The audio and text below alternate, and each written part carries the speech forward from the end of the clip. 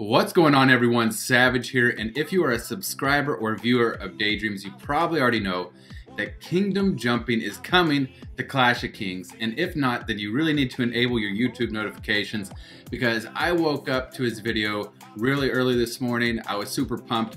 I felt this is a really needed feature in the game to keep it moving forward, and right now he says it's entering a test phase, so it's not official, but they are testing to make sure that the method of implementation is correct and everything works smoothly. Now, it sounds actually a lot better of a method than the first method that they announced months ago and then changed their minds on it. And I'm okay with this, guys. They wanted to do it, but then it was just not how they wanted to implement it. So they went back to the drawing board and came up with a new way. And it's good that they didn't just charge into it. They decided to take their time and think out a better way, and I think they did. So here's exactly how it's gonna work, guys. So you're gonna be able to get these transfer card items, and it's going to require a certain amount of transfer cards to transfer to a new kingdom. And what the game's gonna do is it's gonna calculate your overall power and level in comparison with the highest level and power of the the highest power castle in the kingdom that you want to transfer to. Then it's going to judge how many transfer cards it's going to require for you in order to transfer to that kingdom. Now, after you do this, you're going to have a cooldown time after the transfer for 24 hours, where you're basically going to be frozen after transferring. You're not going to be able to log into your castle, but your castle is going to be protected. And this is really understandable, guys, as there's going to be a lot of data that's going to be needed to be completely transferred. And for that to occur, you know, that 24-hour buffer period, I really see them needing that to make sure that your jump goes smoothly and nothing's crazy.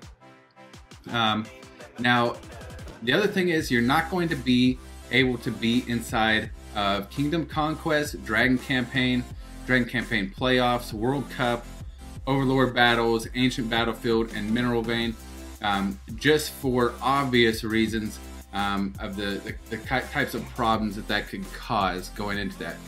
There is a castle level requirement, and that is going to be level 20. All right, and the other thing is that he did mention you're not going to be able to be a king or alliance leader, which makes sense. You're not going to be able to transfer your alliance to another kingdom. You're going to have to join another alliance once you get there, or start one once you get there, okay? So it's not gonna be transferring alliances, you can just transfer your castle. All right, the other thing is, you're gonna need to clear your mailbox, all right? And you can actually do this pretty easily by going into settings and just clearing the cache, and then just go back in there and check and make sure everything's completely wiped out, and get that all cleared out. One of the other requirements is you're not going to be able to have any heroes over in your prison, all right? So you're not going to be able to take any of your enemy's heroes with you, all right? And so that works in reverse also. So you're not going to be able to have any of your heroes in in someone else's prison, all right? So you're going to leave with all your heroes. Don't worry, guys.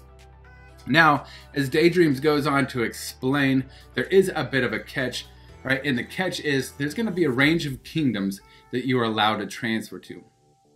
Then there's going to be a range of kingdoms that you're not allowed to transfer to.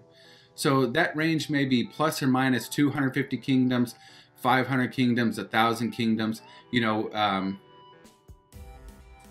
I kind of understand that, guys. And you know, DG suggested that 500 is what his guess is going to be. So if I'm in kingdom 1,000, I could go in the range of, you know, 500 to 1,500. All right. And I agree with that, guys. I think that's a fair number. And you know, 1,000 really wouldn't break my heart either, but we're gonna see what they do whenever this testing really goes down here. And then he goes on and explains that everything in your castle should stay the same. You should not have to give up anything that you've earned, which I completely agree with. Much better than the that they announced here months ago. Now, the one catch there is if you do have troops in the Tower of Exile, you have to recall them before transferring, or you're going to lose them, all right? But I don't see that being that big of a deal. I mean, you recall them or you don't. I mean, if you want to get out of there, you want to get out of there. You're not worried about losing those troops. But, you know, we'll see if they change that going forward also. And, you know, I'm really excited for this, guys. Clash of Kings in any of the games similar to this. Am I planning to move right away? Not necessarily. That would be a team decision. I have some news coming about Kingdom 1947 that I'm really excited about, and I'm going to talk about soon, probably tonight. But for right now, I really need to wrap this up and get going. So, I mean, dang guys, I'm excited about this. Everything's going to get really interesting here at Clash of Kings very quickly, ladies and gentlemen. But until then, stay classy, stay dangerous, and as always, stay savage.